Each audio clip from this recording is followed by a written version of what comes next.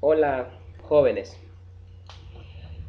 como les había prometido, aquí está el video tutorial sobre la programación en C, donde vamos a tomar en cuenta ciertos temas o ciertos contenidos que quedaron pendientes la última, la última clase,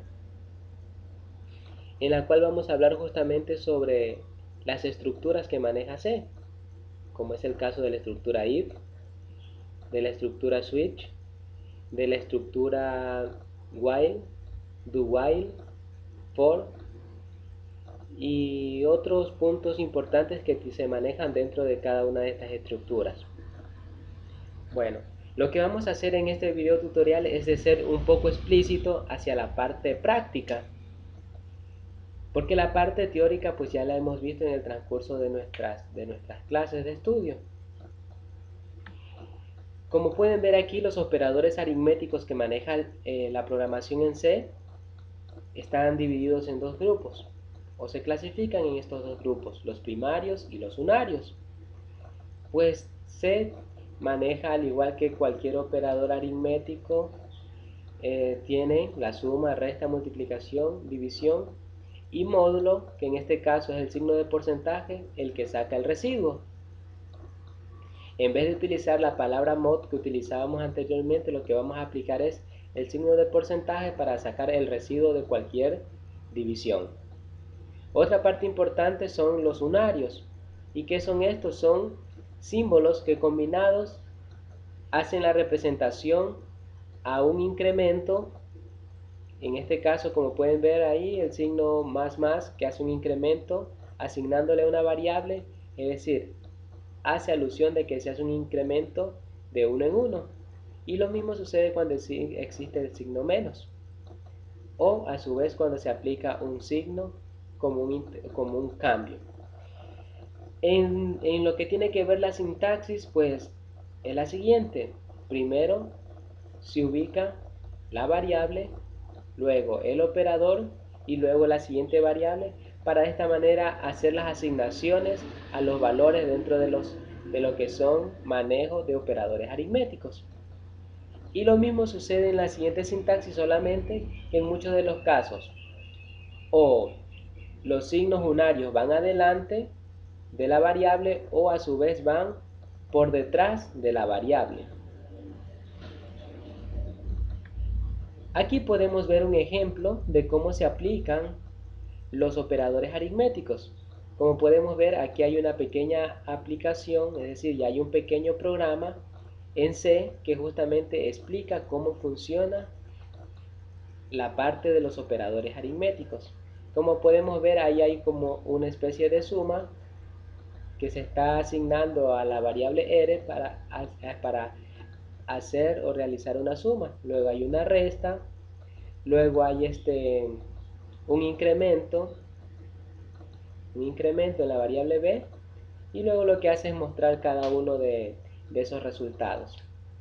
Y lo demás, por demás, ya está explicado dentro de lo que fue la clase anterior. Entonces esa parte ya tenemos claro lo que es el print, lo que es el get, lo que significan esos porcentajes dentro de cada uno de las funciones del print. Bueno, otra parte importante son los operadores de asignación. Como pueden ver, los operadores de asignación, tenemos la asignación simple, que es el signo igual, la parte de la suma, resta, multiplicación, división y módulo. Como pueden ver acá hay una pequeña sintaxis de cómo funcionaría. Por ejemplo, tenemos que n es igual a n más 3, que se puede escribir también de la siguiente manera, que n es igual, que n sería que n igual a n más 3 sería lo mismo que decir n más igual a 3, porque ese más seguido de n lo que está indicando es que iría otra n adelante que se estaría sumando con el 3. Lo mismo está sucediendo con la siguiente asignación acá. Dice k es igual a k multiplicada por x menos 2, que es lo mismo que decir x multiplicado igual x menos 2, que ese asterisco multiplicación estaría representando en el otro extremo de la asignación que iría a una k. Y acá podemos ver un ejemplo de lo que está justamente en esa pequeña sintaxis. Ahí hay una pequeña aplicación que ustedes la pueden probar en su computador, la pueden aplicar y luego ven los resultados de cómo funciona esta parte. En el siguiente punto tenemos lo que son las jerarquías de los operadores. Esto ya lo hemos visto muchas veces cuando estábamos manejando la parte teórica o la parte donde diseñábamos los diagramas de flujo. Entonces tenemos que los que tienen mayor prioridad o precedencia en este caso son los paréntesis, luego los signos de incremento, decremento, multiplicación, división, módulo, suma y resta. Y en esa precedencia o prioridad es que los toma o los evalúa C para realizar cualquier operación. Y ahí tenemos una pequeña sintaxis de cómo funciona, algo que se vio dentro de clase de cómo funcionaban los operadores aritméticos por jerarquía. Ahí está, se está explicando lo que hacen cada uno de sus pasos, primer paso, segundo, tercer y cuarto. Luego eso que está en esa sintaxis lo hemos plasmado acá en un pequeño programita que ya tiene funcionalidad en C, que haría lo mismo que está expresado en esa sintaxis.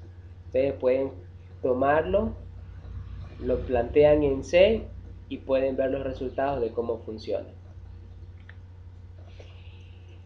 El siguiente punto son los operadores relacionales, muy usados en las estructuras de las condiciones, en las estructuras para los ciclos, en donde indica, como en cualquier matemática, en cualquier situación matemática o cuando aprendemos las matemáticas, el signo menor que, mayor que, el menor igual, el mayor igual, el igual que, recordando que en C siempre cuando queremos hablar de igualdades, en una condición, en un ciclo, tenemos que aplicar doble igual para que de esa manera no nos genere un error. Entonces aquí tenemos un pequeño ejercicio del ingreso de dos valores y que vamos a verificar cuál es el mayor y cuál es el menor, y en el caso de que los dos valores sean iguales. Y ahí está una pequeña estructura inclusive de cómo funciona la estructura if. Pasando al siguiente tema, que son justamente ya las sentencias condicionales, hablemos de las estructuras if, if-else, if-else-if, else. Entonces aquí tenemos la sintaxis, cómo funciona. El if interiormente lleva una condición entre los paréntesis y seguido van las sentencias. Como les indicaba en la clase que tuvimos, cuando la sentencia es única no necesita llevar paréntesis la condición. Perdón, no necesita llevar la apertura de llaves y el cierre de las llaves, porque solamente indica una sentencia. Pero cuando las sentencias son mayor a una sentencia, es decir, hay más de una sentencia dentro de la condición, requerimos ubicar las llaves para delimitar el bloque de la estructura de la condición. Lo mismo sucede en el caso de la siguiente estructura, del if-else. Siempre y cuando sea una sola sentencia no necesita llaves. Si lo hay más de una, entonces ahí sí requerimos de ubicar las llaves. Y la siguiente es una estructura muy similar, solamente que se pueden agregar varias condiciones internas, es decir, muy útil o muy dúctil cuando las condiciones son anidadas. Es decir, if, la condición interna, luego se declaran las sentencias, else if, si la condición es anidada, va internamente otra condición, la sentencia, y por último, un caso contrario, si lo amerita, entonces va la siguiente sentencia. ¿Cómo va plasmado esto ya en una aplicación, en un programa? Aquí lo podemos ver. Aquí está determinado un programa que simula un acceso a un sistema, bueno, pidiendo el ingreso de una clave. Entonces, cuando la clave que nosotros digitemos sea coincidente con la clave que tenemos ahí registrada o guardada en una variable que se denomina justamente clave, si está bien digitada, significa que va a aparecer un mensaje que diga que el acceso es permitido. Caso contrario, lo que va a hacer es que el acceso es denegado. Aplicando justamente la segunda estructura, if-else. Como pueden ver, no necesita llaves porque está una sola sentencia en cada una de sus partes. El siguiente es un ejemplo de if, else, if. If, else, if, else. Como podemos